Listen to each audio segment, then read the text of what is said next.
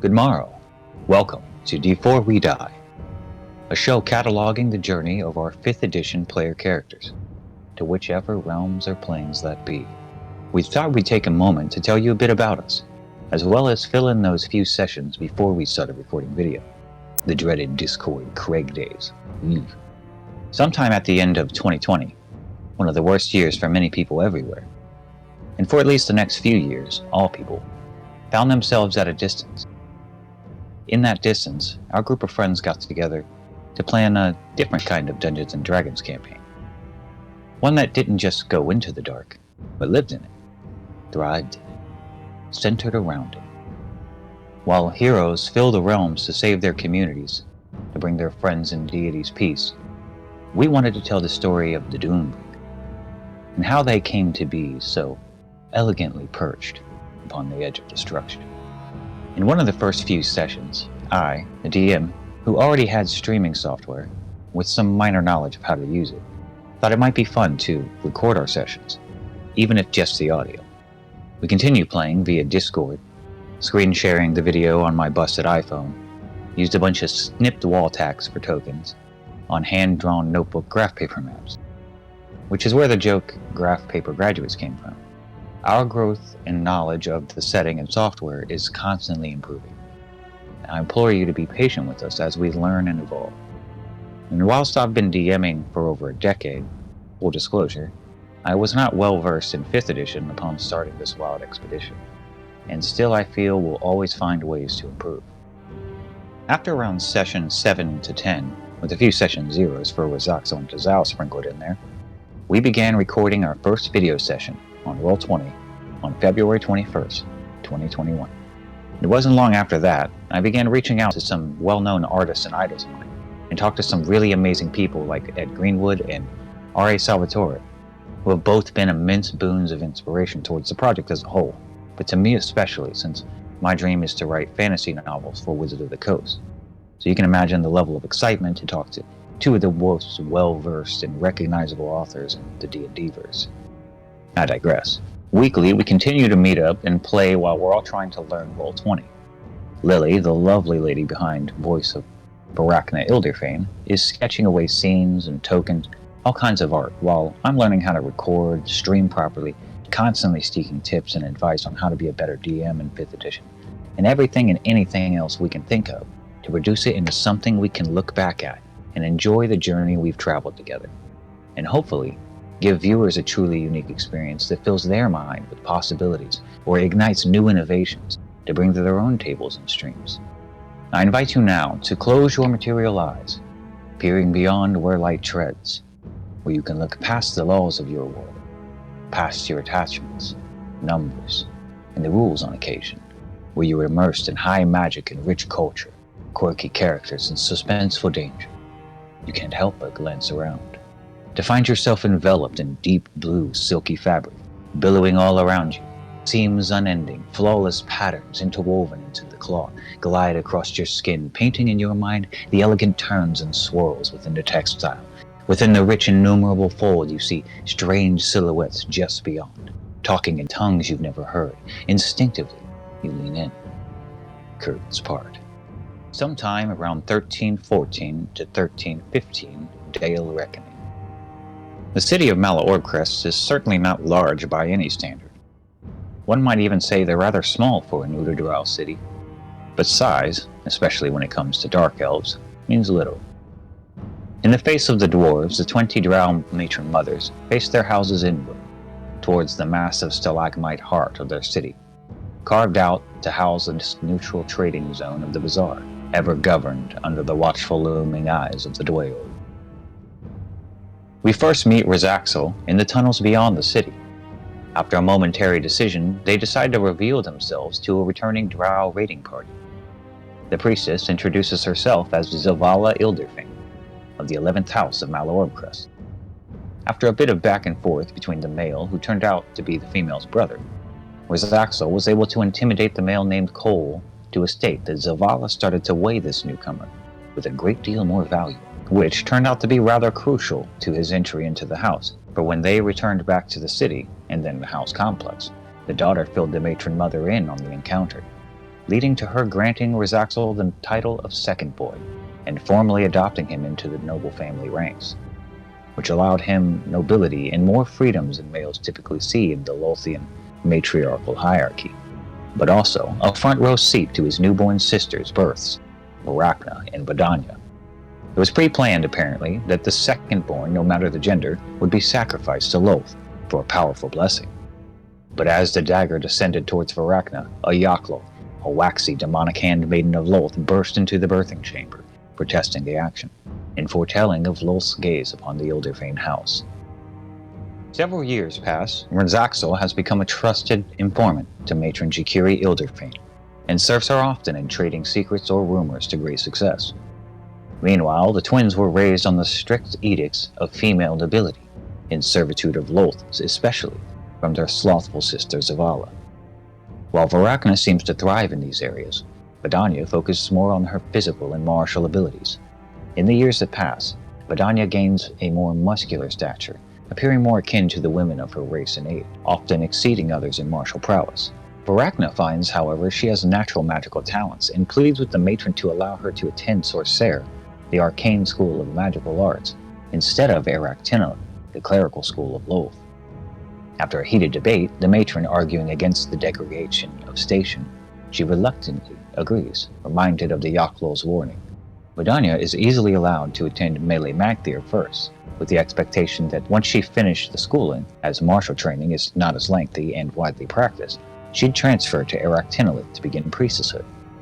In schooling, Varachna finds her magical talents fail her time and time again, her master grasping at any opportunity to unleash his disdain on a noblewoman only adds to her frustrations. Until one day she finds his headless body in his office, apparently killed, and his head sent to a rival lover. Her next teacher being much more forthcoming with knowledge, albeit a bit arrogant about it. Vadanya constantly trails onlookers, impressed by her martial skill and muscular good looks, basking in the attention until the second boy of the 8th house, Irefofin Filthea, or Earfo for short, who is always covered in slime and odd growths, becomes infatuated with her. And although her disdain is evident, she uses it to her advantage to win the placement tournament in Melee Magthir by luring him out of hiding. At home, Vadanya's only true confidant is Lena the Flump, a stray flump that would talk to her telepathically. While in their schooling years, Varachna and Vadanya often visit Dragon Gut Bazaar, located in the center of their city, whereupon their first visit gambled against some of the higher-end tables and were able to walk away with the Sultan's Pool, the pot of treasures. Razaxel followed the newly imported servants for sale and spotted a blue tiefling, which is a rather rare occurrence, that he promptly bought, and turned out to be a disguised pixie, who befriended the second boy thereafter. Varachna that same night saw something that sparked her curiosity to heights too great to not investigate further. At the top of the stage and inside the cantina-style bar was a mind flayer, psychically sending rhythms and percussions into the minds of the partygoers, while simultaneously playing several instruments. Varachna, fascinated, approached the creature, having never seen something similar, and no one around to caution her of such an approach. The creature mentally blasted her into a stupor. While her sister helped her to her feet, the creature continued on to its ballad, unhindered. After regaining herself the following day, Varachna returned to the bar to inquire about the creature, learning it's called Footbox, a tranquil, feeble illithid that can't do much aside play music. So the owner feeds it brain morsel in exchange for its service.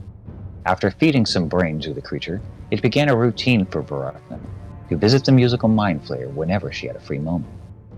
Whenever Razaxel had a moment, if he wasn't spreading rumors to get some random priestess maimed or stealing bags of holding from passing merchants, he spent it looking for proper sacrifices to his devilish deity Asmodeus. At first, Sin seemed put off by the Crucimax, but after a while, her friendship was more important as it never seemed to bother her after. One of the bizarre visits turned sour for Varachna one day when she encountered a large feline humanoid who seemed to radiate an aura of importance, even in the bizarre bar, having the owner, Simic, at the behest of the thing. It reached over her shoulder and grabbed a goblin nearly half her height and bit into it with a wet, crunchy chomp. then looked at Varachna and told her that's what will happen to her at the spider ball tomorrow. "That'll be you tomorrow, princess." To which she promptly ran home terrified. When Varachna and Vidanya returned home, Rosaxo had been sent on a new mission already for the matron mother, to find her an orb of mind reading, with some minor funds. Varachna and Vidanya are confronted in the house antechambers by her mother. By her side were both Varachna and Vidanya's masters, watching the twins enter, both wearing wicked grins. The matron instructs her daughters to strike down their masters, but Vidanya cannot bring herself to strike down Zafragan, who she had grown infatuated with. Varachna dispatches both, while Vidanya stares in shock as her master dies in her arms, then slowly shifts into one of the drow commoners of Ottervine House. Varachna's master shifts into the gnome Bobblepuff, a childhood guardian for the twins in their early years, one who offered them both refuge from Zavala often, which infuriates Varachna.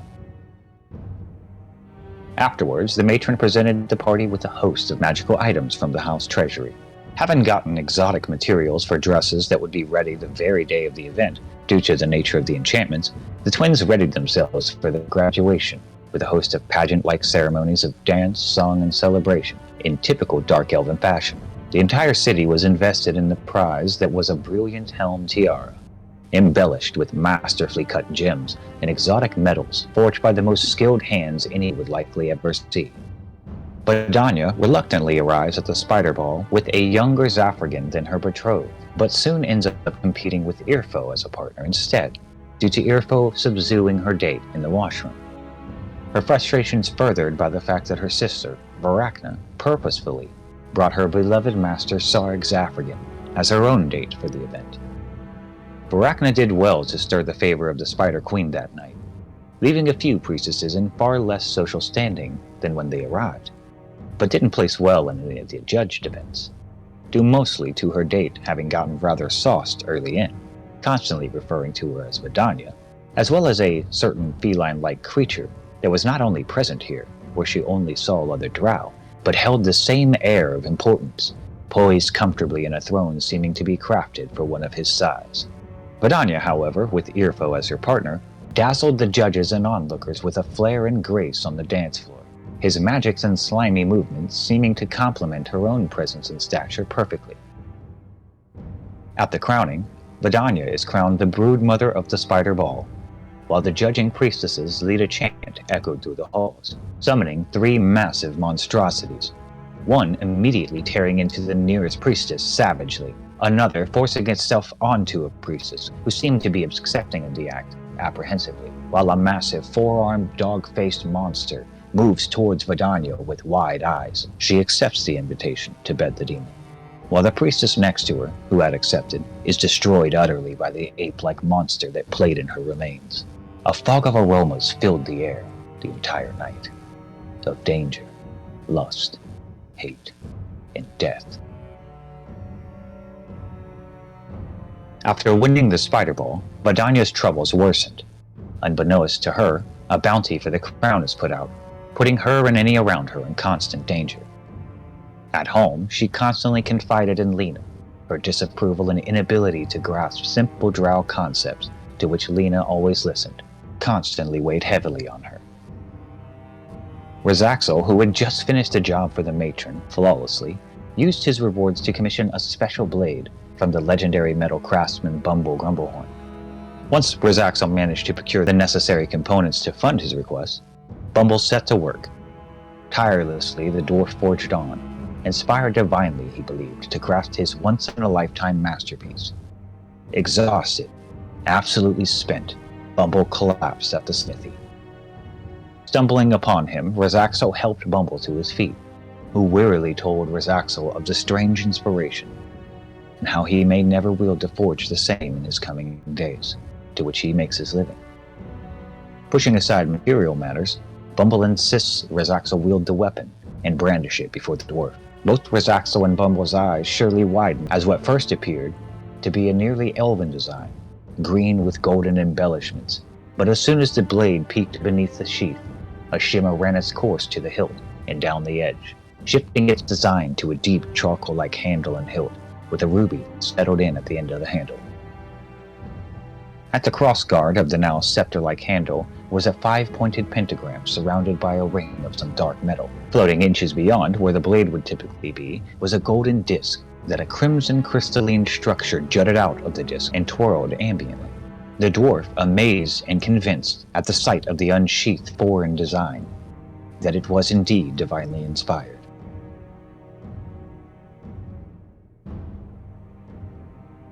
The affection that Irfo held for Vidania was apparent, so apparent that his matron gave him an ultimatum. Either he bring her the head of the oldest Elderfane twin Vidania, or she would give him to the Elder Eye. Irfo spent the next few weeks desperately trying to find a way around the kill order, with weak attempts at her life in an attempt to warn her subconsciously of the danger. One day, he sat atop the massive mushroom stalks that grew beneath the Filthay and Elderfane compounds.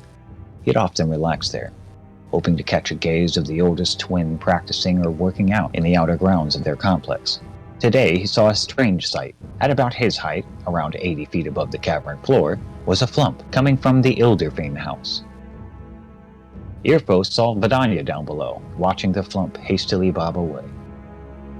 Following the creature, Irfo surmised its destination and took the guise of the Zafrigan elder boy. Agreeing to meet with Vidania while trying to steel himself to do the deed. When she met with Irfo, he lured her away from the eyes of the city and brought forth duplicates of Irfo to attack her. Vidania had felled both of the golems, to the disguised Irfo's surprise. Not expecting the turn of events, and having to fall into his backup plan to be painted her hero, the disguised Irfo chases off his golems in a feigned show of prowess. Once the princess was on to the deception, she attacked and put Irfo on the defensive. Losing concentration on his disguise, he was revealed to Vidania and promptly fled, running into Varachna as his slime dried up. Without the slimes, the 8th house second boy appeared rather fetching for a male dark elf, attractive even. Without slime to glob as dreads in his hair, it fell into long, shiny, curly white locks at his shoulders. His features, no longer obscured by the slime and swirl growth, appeared more angular and elven. Varachna, speaking with Irfo, learns of his ultimatum to kill her sister, or he himself face a similar fate. Desperate for answers and some form of hope, Vidania runs into a rather tall elven woman just beyond the gates of the city, beyond where she had ever gone. In the tunnels, the elven woman introduces herself as Ellie Freesor, who promises that drow are watching her who wish to help her if she only listens for the music. The woman then runs off towards some danger further in the tunnels, when Vidania realizes she's been dozing off. In the smudge pits, the most common place to grab a drink, Razaxel gains many contacts through various contracts and dealings with some of the rug lords within the rugged markets, scattered throughout the bazaar's floors. One day, a rather different group that tells word of previous and rare visits of shadowy merchants from foreign plains. Razaxel barters and learns a bit of the people and their origins, spending a great deal of time with an immortal child, as she called herself. Though she explained she herself would not be a child forever, but forever she would indeed exist. Walking the bazaar grounds with the tiny but clearly knowledgeable child, Razaxel showed her to the fungal groves, beneath and beyond where magma spills in the markets above, where the living trade the flesh of the dead with living fungus folk, in exchange for spore-crafted potions and poisons housed in leathery pouches made of the traded fleshy matter. Rare herbs and components for alchemical or arcane purposes are common here. When the pair entered the area, the childlike girl gasped in amazement, having never witnessed such colors and smells, describing that in her home it's only gray and sullen. After a brief heartfelt moment, Razaxel, in a show of kindness, begins to sing, at first in a single voice, but then several harmonizing tones erupt from the second boy. Meanwhile, dozens of small mushroom-like creatures surround the pair, and they too begin to sing and whistle in throaty and nasally tones, adding to the air of compassion. Joining in, the childlike girl, now feeling uplifted, dances for a while. As things calm and they begin their trek back to the bazaar and her caravan, the little girl offered Razaxel the gift of immortality as well. He accepted. In another house, on the opposite end of Malorb Crest, 20th House Dryliar's matron grows desperate. After losing her only priestess daughter to the actions of Arachna Ilderfane, the Spider-Ball, as well as the proddings of many other matrons within the city, Ulazira Dryliar seeks out and hires talented monstermancer and newcomer to Malor Crest, Tazao Miscarian.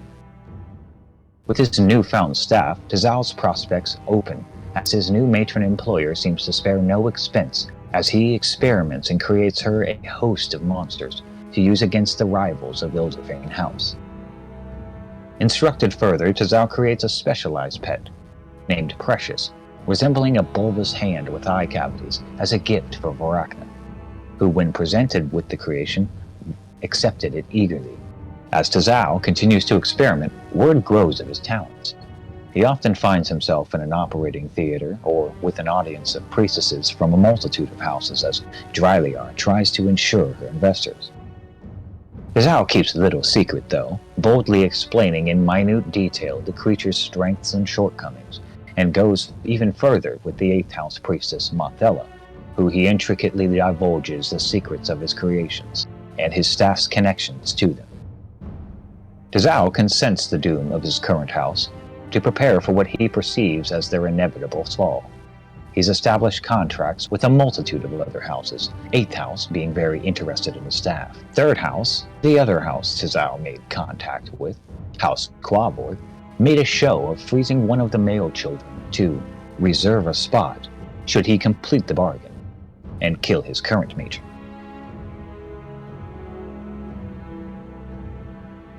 Presently, a strange stillness permeates the air around House Ilderfane. Vidania, who recently showed her peers her talent and prowess on the dance floor at the Spider Ball merely a few nights prior, she now paces outside her house compound, anxious. Varachna, the younger of the infamous Ilderfane twins, plots her next move. After losing twice to her elder twin, even after constantly proving the better of their elder sister and revered daughter, Zavala, her prospects improve, however, when Varachna found an ally in the most unlikely of places, though now she contemplates the consequences of such a companionship. And Razaxel, the mysterious second boy, well known and respected in the Ilderfane House and beyond for his extraordinary exploits in gaining information where others cannot or dare not go. They've all recently been informed of the matron's concerns of a threat to the house. The words choke in the throats of the servants who feel the oncoming doom closing in around them. And none are aware of how successful the borderline necromantic arts of Tazao Miscarian's exploits that earned him a house mage position quickly, to the ever-growing desperation of matron Ulazira Dryliar. As the freedoms and materials become frequent and bountiful, Tazao's research thrived to the matron and many others' delight. Many other high-status priestesses wish to gain knowledge of this monstermancer. While Tazao must choose his own future, his creations march towards Ilderfane House compound, intent to perform, like so many times before, so exquisitely for their master. And this is where we come in with episode 1, our first video and Roll20 session, The Siege of Ilderfane. I hope this fills any questions to the past events you may have. Thank you so much for watching. Good night.